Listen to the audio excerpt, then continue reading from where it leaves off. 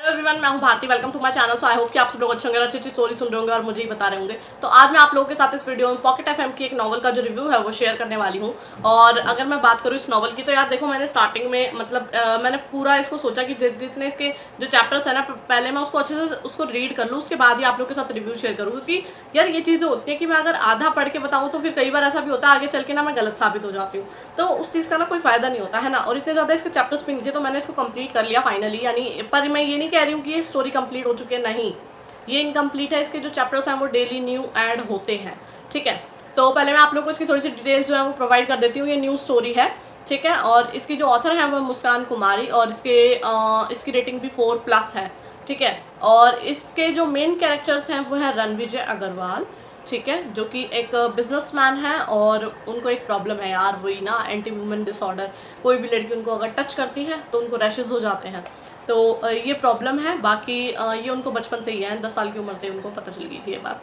बाकी और कौन है इसके मतलब स्टोरी में मेन कैरेक्टर, जो इनके सामने ऑपोजिट कैरेक्टर दिखाई जाती है, यानी कि फीमेल लीड जो है वो है श्रद्धा, जो कि एक मासूम सी क्यूट सी स्वीट सी लड़की है, ठीक है। और एक और कैरेक्टर है इसमें जो कि काफ़ी इम्पॉर्टेंट रोल है जिनका, वो है जो रणविजय हैं उनके भाई की बेटी, ठीक है। उनके भाई की डेथ के बाद उन्होंने ही उसकी बेटी को पाला है, और वो उन्हें डैड कह के बुलाती है। वो ज़्यादा बड़ी नहीं है, छोटी ही है, ठीक है, 3 या 4 साल के आसपास ही है वो, ठीक है। और नाम तो यार मैं भूल गई, पर चलो कोई बात नहीं ना। हाँ, आप लोग स्टोरी रीड करोगे तो आप लोगों को पता चल जाएगा, ठीक है। तो अब मैं वापस से आती हूँ स्टोरी पर कि किस तरीके से दिखाया जाता है। तो जो रणविजय है ना, वो काफ़ी गुस्सैल किस्म के इंसान है, कि मतलब ये कह लो उन्होंने ना अपने आसपास किसी को आने ही नहीं दिया। एक तरीके से ये कह लो कि बस गिने चुने लोग हैं जिनके साथ वो अच्छे से रहते हैं, अच्छे से बात करते हैं।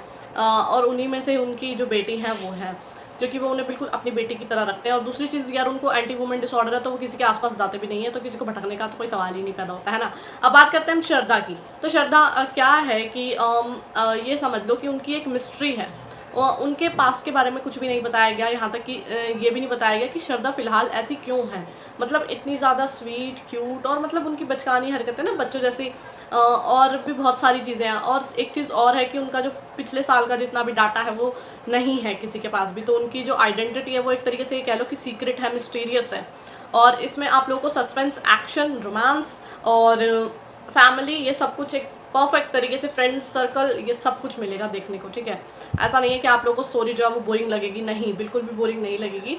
स्टार्टिंग में मुझे ऐसा लगा था कि यार, मुझे ऐसा लग रहा था कि स्टोरी की जो स्टोरी है ना, वो मैंने और किसी स्टोरी में भी देखी है, बट मैं ध्यान नहीं दे पाई थी कई चीज़ों पर, बट ऐसा नहीं है, वो स्टोरी सेम नहीं थी, ठीक है। तो अब मैं बताती हूँ कि क्या चीज़ें हैं। सबसे बड़ा जो डिफरेंस था वो तो यही था कि यार देखो, एंटी वुमेन डिसऑर्डर, हाँ, हम ये कह सकते हैं कि क्या बोलते हैं, जो श्रद्धा है वो आती हैं उनके घर में, मतलब एक केयर टेकर की तरीके से समझ लो। क्योंकि उनकी बेटी के लिए उनको एक नैनी चाहिए होती है, पहले वाली जो होती है उनके साथ कोई इश्यूज़ होते हैं, तो वो इंटरव्यू के लिए वहाँ जाती हैं। और कुछ इस तरीके की कहानी होती है कि ये समझ लो, इंट्रो में ये दिखाया गया है कि आप लोग ये देखोगे कि श्रद्धा अगर उनकी लाइफ में जाती है तो क्या वो उसे एक्सेप्ट करते हैं, या फिर ये कह लो एक तरीके का, अगर वो शैतान इंसान है या फिर ये कह लो खड़ूस इंसान है, तो क्या उसकी लाइफ में भी वो फूल खिलेंगे, वो खुशियों वाले टाइप सा। तो इस तरह की कहानी है। तो आप लोग खुद सोचो यार, थोड़ा सा इंटरेस्टिंग तो है ही है, थोड़ा सा क्या है, काफ़ी इंटरेस्टिंग है। जब मैंने इसका प्लॉट या फिर कह लो इंट्रो रीड किया था, तो तब मुझे लगा था कि नहीं यार, अच्छा इंट्रो है, तो मैं इसको ज़रूर पूरा सुनूंगी, मतलब स्टोरी को रीड करूंगी। और मैंने इसको कर भी लिया फाइनली। बट ये है कि ऐसा नहीं था कि अच्छा नहीं लगेगा आप लोगों को, आप लोग जाके रीड कर सकते हैं, रीड करने लायक ही है, तभी मैं आप लोगों को रेकमेंड कर रही हूँ। अदरवाइज मैं आप लोगों को पहले ही बता दी कि भाई ये कमी है, नहीं। अभी तक तो एकदम स्टोरी जो है वो परफेक्ट ट्रैक पर जा रही है, और इतने ज़्यादा इसके अभी तक चैप्टर्स भी नहीं है। अगर मैं इसके चैप्टर्स की बात करूँ तो ये अभी तक ही समझ लो 69 और 70 के आसपास इसके चैप्टर्स जो हैं वो, सॉरी, चैप्टर्स हैं। तो आप लोग रीड कर सकते हैं, और ये भी नहीं है कि बहुत ज़्यादा लंबे हैं, नहीं, आप लोग ज़्यादा से ज़्यादा 4 या 5 मिनट ही लेंगे। वो भी आप लोग के ऊपर डिपेंड करता है कि आप लोग कितना टाइम लेते हैं उसको रीड करने के लिए, ठीक है। मैंने उसको 2 या 3 दिन समझ लो, इतना टाइम लिया मैंने उसको रीड करने में। तो वो भी क्योंकि यार यही होता है, एक साथ तो हम रीड नहीं कर पाते ना इतने। और कई बार तो ऐसा भी हुआ है, मैंने बीच में दूसरी स्टोरी को स्टार्ट कर दिया रीड करना ना, और कई बार सुनने लग गई दूसरी स्टोरी, तो और भी बहुत सारी चीज़ें होती हैं। तो ठीक है, तो कुछ इस तरह की कहानी है। अब ये समझ लो, श्रद्धा जो है ना, वो उनके घर में एंट्री ले लेती है, और उनकी बेटी जो है वो उनको भी मम्मा कह के बुलाती है। सबसे बड़ी चीज़ यार, ये बहुत अजीब है ना। और ऊपर से मतलब इतना ज़्यादा वो उनसे ना अटैच्ड है। मुझे नहीं पता उनकी क्या आइडेंटिटी आगे चल के कि क्या वो उन्हीं की बेटी है, क्योंकि जिस तरीके से मुझे तो लगा था, बट यार वो उनकी बेटी कैसे हो सकती है, ये तो बड़ा अटपटा सा है ना। तो यही है, वो उनके भाई की बेटी होंगी, बट चलो कोई बात नहीं, देखेंगे आगे कैसे चल के क्या पता चलता है। बाकी अभी तक जहाँ पर स्टोरी पहुँची है वहाँ पर हाँ इतना पता चल गया है कि जो श्रद्धा है वो कौन थी, ठीक है। बट उन्हें अभी ये नहीं पता चला कि उनके साथ रियल में हुआ क्या था, या ये कह लो उनकी जो पास्ट की स्टोरी है वो अभी तक नहीं दिखाई गई है। बस हाँ इतना कह लो कि एक तरीके से ये पता चल गया कि उनका प्रोफेशन क्या था। तो अब देखना काफ़ी दिलचस्प होने वाला है कि आगे किस तरीके से स्टोरी जो है वो चलती है, और जो श्रद्धा है वो क्या उन्हें उनके पास्ट के बारे में पता चलेगा, और जो रणविजय है वो उनको कितना सपोर्ट करते हैं। हालांकि यहाँ तक स्टोरी पहुँच चुकी है कि वो दोनों एक दूसरे को बहुत ज़्यादा पसंद करते हैं, वो दोनों एक दूसरे से अलग नहीं होने वाले हैं, ठीक है। तो इंटरेस्टिंग लव स्टोरी ना।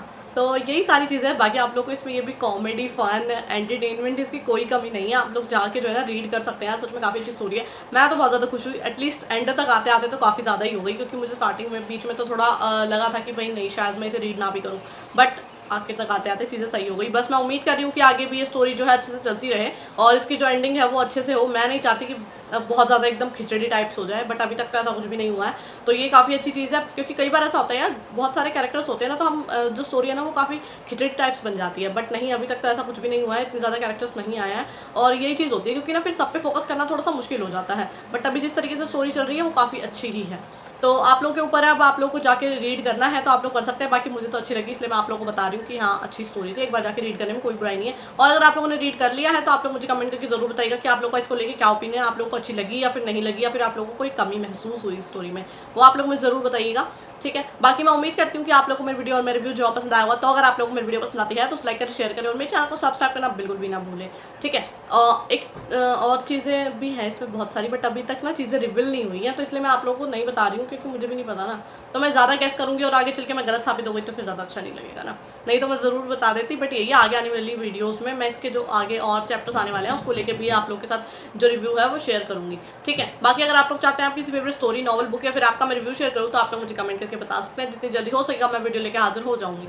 बाकी जब तक नेक्स्ट वीडियो आती है तब तक के लिए बाय, और thank you for watching my video.